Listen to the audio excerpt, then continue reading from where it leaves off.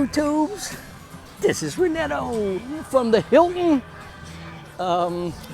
Beach Spa Resort something or other in Clearwater, Florida. Now I was gonna make a joke and say that I had relapsed already, and I have a rich friend and she already sent me to a rehab and they've got me out by the pool drinking water, but that's not true.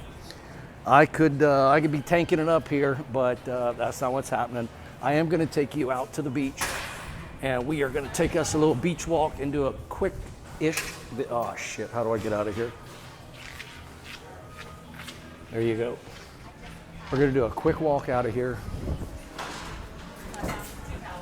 And yeah, I'm gonna make sure it's still recording, yeah. We're gonna do a quick walk out here. I'm afraid the wind's gonna be blowing in the mic and everything, but that's the way it's gonna be. So first of all, I hope everyone's doing great on this Friday. And yeah, a friend, Elsie, you guys know Elsie. Elsie invited me to come to dinner with her tonight. She's the one with the room, and it's her experience. And I'm just showing up for a couple hours to go to dinner and do a beach walk. But I just wanted to check in with you guys and say that all is well. I'd be lying if I didn't say that the night times are kind of difficult, because my lover, Mary Jane, I miss her tucking me into bed at night, and I miss that. I miss falling asleep easily, peacefully and happily, because that hasn't been happening. I've been up till seems like 4:30 every night, last couple nights, and I've just been exercising. When I get antsy, I just start doing push-ups, sit-ups. I just have these little 8-pound weights, and I'll just do like tons of repetitions, and I get real tired and fatigued, and essentially what Mary Jane used to do for me, I have to do for myself now. So that's been a little difficult. The daytimes have been super easy. The problem is the routines. You forget just how much time it takes to stay high all the time. And there's routines around it. There's the social aspect of it. So there's like this huge chunk of my life that's just gone. And you got to replace it with something or you go crazy. So I've been replacing it with being busy and everything. And of course that's been good, but there's that transition from when, the chemicals that you're taking, when they are putting you to sleep, waking you up, acting as an aphrodisiac, acting as a creative, all of these things that you can just be there anytime, that's, you guys know what I'm saying, but that's like what you miss the most, is like having a sense of control over your moods and that kind of thing. And now it just has to be, you got to work for it. You got to work for it. You got to work for everything. You got to work to go to sleep. You got to work to wake up. You got to work to be happy. You got to work your way out of being sad. And it's a pretty powerful thing when you find something. And for me, that was definitely marijuana that can just take you anywhere you want to go anytime. And anything that can do that, you call it a friend. Anything that can do that, you want to keep it close by. So even though I lived a normal, life before, all of these routines and all the paraphernalia, I've got pipes and bowls and, you know what I'm saying? It's just like there's a whole routine around. There's a routine around smoking. There's a routine around drinking. I was in the gas station today and I bought a water and a Red Bull. And speaking of drugs and alcohol, that's a drug, I suppose. Coffee is too. So I guess I'm on uppers instead of downers now. But anyway, I got this Red Bull and a water, and I went up to the counter to pay for it, and all of a sudden, I just almost out of instinct, I pointed at the behind him with all of it. I was going to say, and I'll take a pack of, plastic tip Black and Mild. And I was like, when is the last time I've been to a gas station where I didn't buy smokes or alcohol. It's been a while, like maybe like a year. So I'm also having a lot of people reach out to me, which is really, really nice. I talked to my cousin Mike on the way here, and he was like, called me 3 or 4 times, and I was like, Mike's worried about me. Oh my God, I've put everybody in a panic attack. So I talked to Mike, and he's like, no, I understand. It's self-discipline, it's self-awareness. I was like, yeah, but it is a little bit of public, humiliation as well. It's been interesting. But I do feel great. I was just trying to think of what else to say. I'm hanging out here for a few hours. I don't feel triggered or anything. When I stay busy and I'm happy, and when I'm around sober people, it's so easy. I mean, honestly, one of the things I was attracted to about Elsie was just how incredibly sober she is. She might have a drink here and there, but it's not a part of her lifestyle. It's not part of her routines. But pretty much every other woman I've dated, almost all of them are ready to get down with some partying. So that's hard to. It's hard. I was basically trying to be more sober by hanging out with more sober people, and that did work. But I can remember when I was dating Elsie, and I wasn't telling her just how terrible, how much I really wanted to do that, mostly smoke pot. She didn't care for it too much, and then I even tried to get her to smoke pot one time. Matter of fact, I did get her to smoke pot one time. Oh my God, it was on her back balcony, and she was like, well, I have smoked pot once before, it's just not my thing. And I'm like, come on. And she's like, well, I'll try it. That was literally one of the biggest mistakes I've ever made with a friend. I was trying to do so. I said, she hit it, and she's like, just blew out this little teeny puff. And I was like, no, that you're not even, because she said, oh, a lot of times I've smoked it, but I never feel it. I'm like, you're gonna feel it. I said, all right, take another. She took another little teeny puff, and I was like, no, you need to take one big puff, and then you'll. So I talked her into a third one. Well, that was the deal breaker right there. When she hit that thing, she was just like, I can't breathe. What's happening? I was like, Elsie, calm down. Elsie, calm down. Nobody's ever died from an overdose from weed. And she starts having a panic attack. I don't know what, I can't. I was like, you're not having a panic attack. You're high. Enjoy it, Elsie. But it scared the shit out of her because she lost control.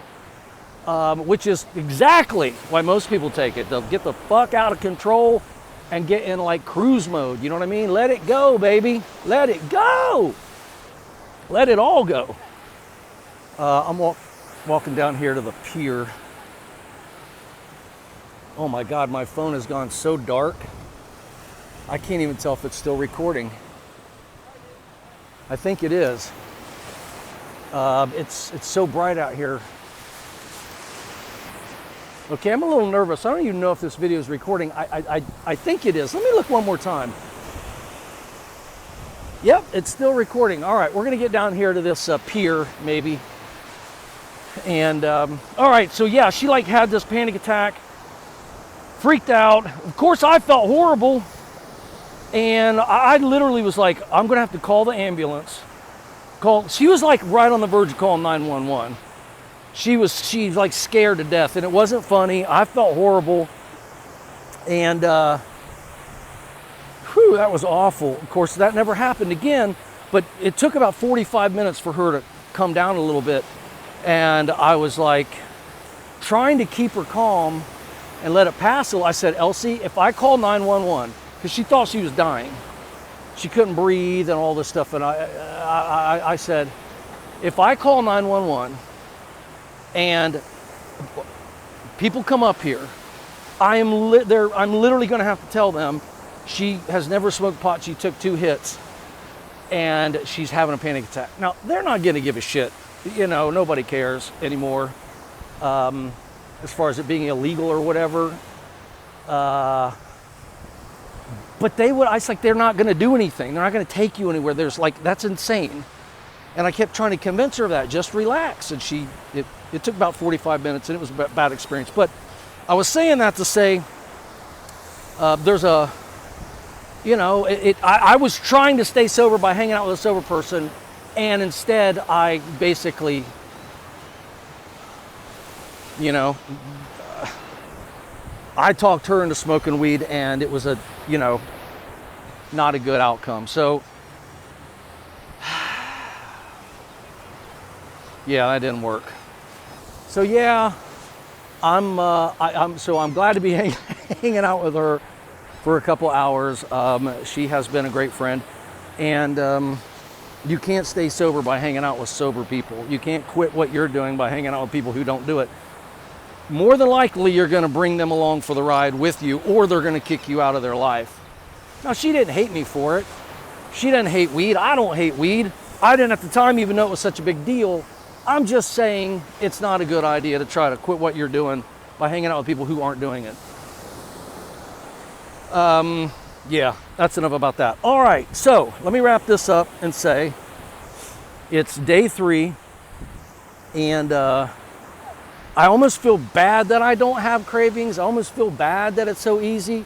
I told you if I did this and made it look easy, it's like, well, he doesn't really have a problem. I'm telling you I have a problem. I'm telling you that I've cried and I've cussed myself out. I'm telling you I've kept this a secret from everyone around me so no one will have a panic attack and worry about me. And I'm also telling you, until I got it out of my head and stopped trying to have this like secret, like I don't want anybody to know, I'll figure it out. And until I came out here, which essentially is like telling every single person I know. Not every single person, a lot of people I know. Because the people do watch my videos, my friends do. Until I did that, I talked myself out of it because nobody knew I was talking myself out of it.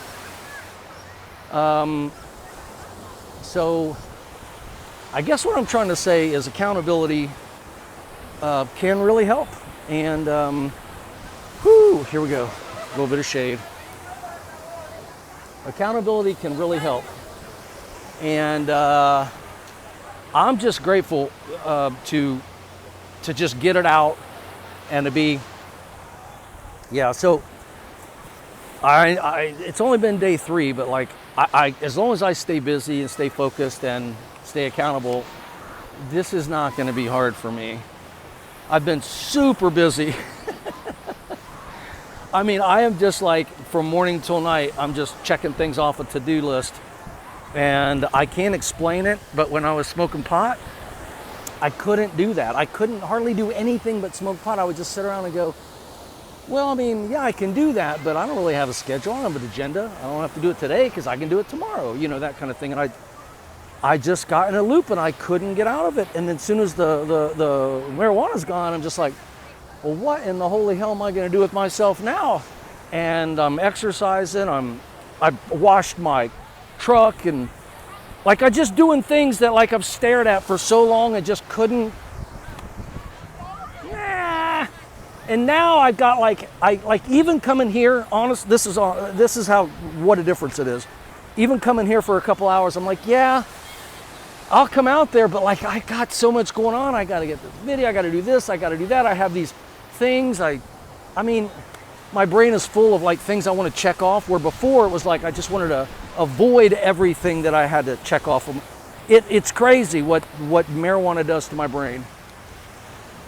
You know, if I was older or sick and I didn't really have to be productive and I wasn't ambitious, I would not think twice about just putting a pound of weed next to my bed and staying in a happy place for 5 years.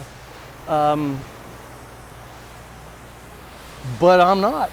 I got to get some things done, and I'm miserable because I'm not really, you know, chasing purpose and all that kind of stuff. So I'm so happy to be back. I hope that someone out there watching this is like inspired to maybe create their own crisis before there's a crisis. So with that, I can and I will focus on my desire to live the life that I've imagined. I also have a bunch of packages to open, and I'm looking for someone to do that with, because I just don't want to do it by myself, and maybe even someone new that you haven't met. So that might be tomorrow or the next day or whenever I can make that happen.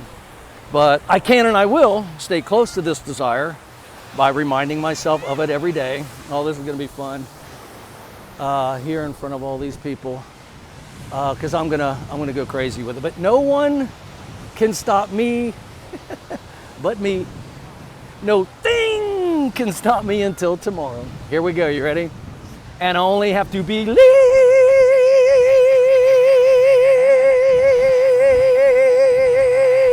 it's possible just for today. Until tomorrow, thank you.